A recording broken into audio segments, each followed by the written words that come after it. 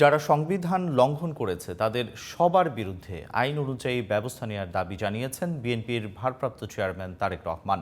বিকেলে চেয়ারপারসনের গুলশান কার্যালয়ে এক অনুষ্ঠানে ভার্চুয়ালি যুক্ত হয়ে তিনি কথা বলেন।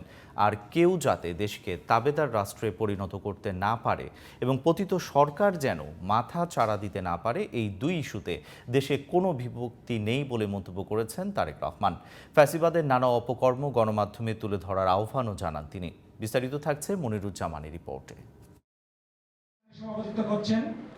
বিএনপি চেয়ারপারসনের গুলশান কার্যালয়ে শনিবার বিকেলে বুদ্ধ পূর্ণিমা উপলক্ষে শুভেচ্ছা বিনিময়ের আয়োজন করা হয়। অনুষ্ঠানে প্রধান অতিথি হিসেবে বিএনপির ভারপ্রাপ্ত চেয়ারম্যান তারেক রহমান ভার্চুয়ালি যুক্ত ছিলেন। যারা গণতন্ত্র বিরোধী ছিল জনগণ তাদের অপশক্তি হিসেবে চিহ্নিত করে বিতাড়িত করেছে মন্তব্য করে তারেক রহমান বলেন, স্বৈরাচারী শাসনের বিরুদ্ধে সবাইকে ঐক্যবদ্ধ থাকতে হবে।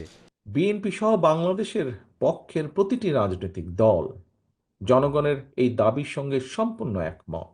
আমাদের বক্তব্য স্পষ্ট।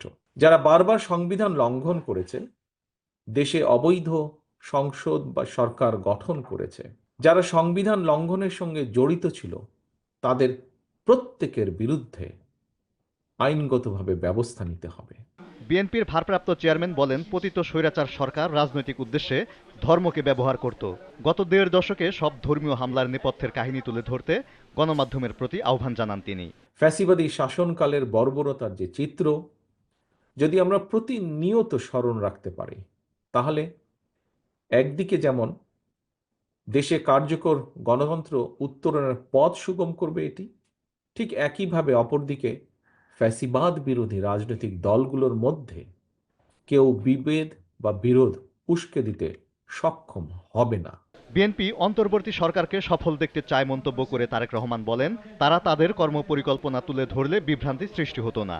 সরকারের কার্যক্রম সম্পর্কে যাতে জনগণের সামনে একটা স্বচ্ছ ধারণা থাকে, এ কারণেই কিন্তু বিএনপি প্রথম থেকেই অন্তর্বর্তীকালীন সরকারের কাছে তাদের একটি কর্ম পরিকল্পনার পথ নকশা ঘোষণার আহ্বান বারবার জানিয়ে এসেছে।